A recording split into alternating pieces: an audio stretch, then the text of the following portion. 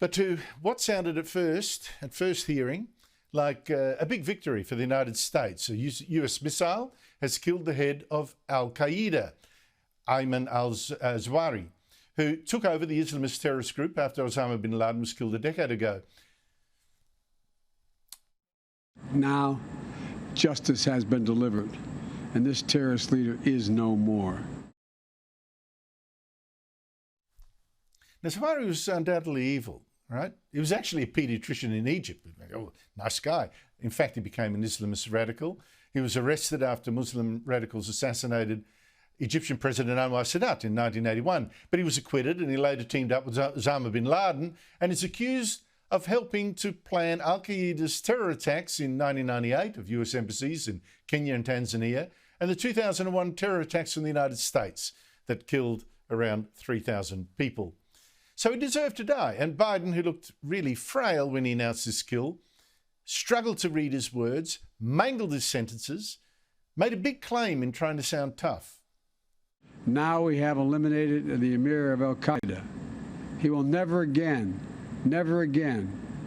allow Afghanistan to become a terrorist safe haven, because he is gone, and we're going to make sure that nothing else happens. You know, it can't be a launching pad against the United States. But wait a minute here. Zawahiri was actually assassinated in a house in Kabul, the capital of Afghanistan, in a nice area.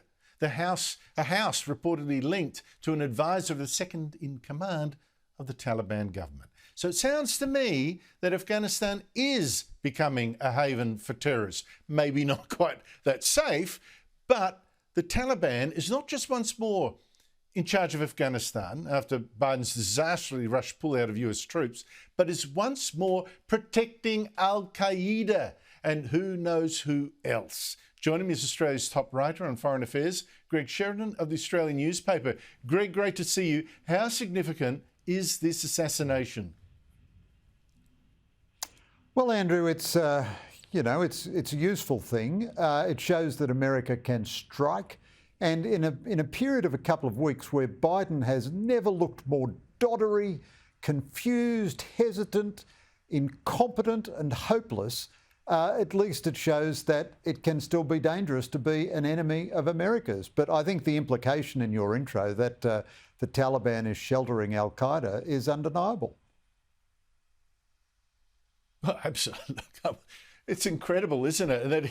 But that he still makes a promise, no, it won't be, when we actually see that it is. Zawahiri was 71, very low profile for a decade. How dangerous was he still? Well, Al-Qaeda has been somewhat eclipsed by ISIS, and it seems to be in a rebuilding phase. A lot of the terrorism from Islamists in the last few years has been localised and not directed precisely at the West. I mean, terrible things are happening every day in Africa. You know, Christians and moderate Muslims being murdered in huge numbers by Islamist extremists. At one level, Al-Qaeda cost the Taliban a lot because America went in 20 years ago and chased the Taliban out.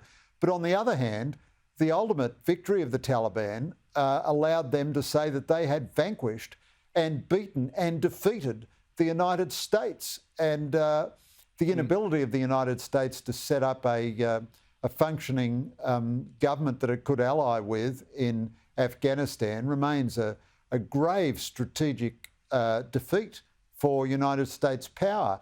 Al-Qaeda is not what it was under Osama bin Laden, but we have no idea how the terrorists are going to respond in years ahead. Not respond to this killing, I mean, but they now have hundreds of thousands of active recruits, many more than they had at the time of the 9/11 outrage. So, look, killing their leader is very useful because nothing focuses the minds of a leader more than having a bomb drop on their tent. Colonel Gaddafi was much more cooperative after that happened to him. But, the terrorist challenge goes on, and Afghanistan, the Taliban is not keeping any of their promises, not to harbour terrorists, to treat women decently. Nothing that they promised is being honoured. No, absolutely correct. Greg Sheridan, I'm appalled, and I know you've written about this, so I'll just insert this topic here. I'm appalled by the lies being told to sell Labor's racist idea of creating what I call an Aboriginal-only parliament in our constitution. Now, I showed last night the Prime Minister, for instance, claiming falsely that Australia denies Aborigines even the right to a happy life, that governments here have never consulted Aborigines, that they've caused them to die earlier by not listening, and that Aborigines have no right to expect even decency from Australians. Now, I think these appalling untruths are really dangerous, because if Albanese's referendum on this Aboriginal Parliament succeeds, we get a form of apartheid. But if it fails, Albanese has now encouraged people to think it's just more proof of the shocking racism that he sees operating right to this very moment. The results, I fear, could be explosive. Well, Andrew, I think that analysis is basically correct. I give Albanese some credit for producing the most modest proposal that you could get out of this amalgam of identity politics and madness which has gripped this discussion over the last few years. Almost everything said about this ridiculous proposal is untrue, including by most of its woke supporters in the white commentariat. It's not true that Australian governments have not consulted Aborigines. That's just ridiculous. I wrote a column today opposing this proposal on first principles, but we went through the whole exercise of establishing the Aboriginal and Torres Strait Islanders Commission, and there are a million mechanisms of consultation today. So almost everything that's said about it, I mean, to Albanese's credit, the modesty of his proposal is that Parliament would design and determine what this voice could do and who sat on it and everything.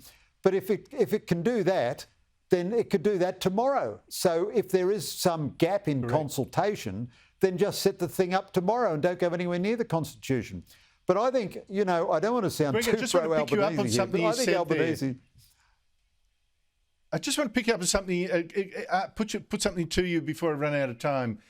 You've said it's a modest proposal, and on the face of it might seem that, but how can you guarantee that this will just be an advisory parliament with no real power when the words that Albanese says he wants added to the Constitution actually say our Parliament can make laws with respect to the composition, functions, powers and procedures of this Aboriginal voice? In other words, it could, once we've voted for it, give this Aboriginal Parliament functions and powers, including real powers. What powers do you think Albanese is talking about, or some future government might decide to give such a Parliament?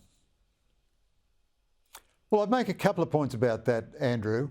At least under this proposal, that would still be up to Parliament. So if Parliament made a stupid decision to give the voice excessive powers, a subsequent Parliament could reverse it. Whereas if those powers are enumerated in the Constitution, they would be irreversible. However, two real quick points. We have no idea what the High Court would make of this. The High Court has been so inventive in Indigenous rulings that we have absolutely no idea what the High Court could make irreversible.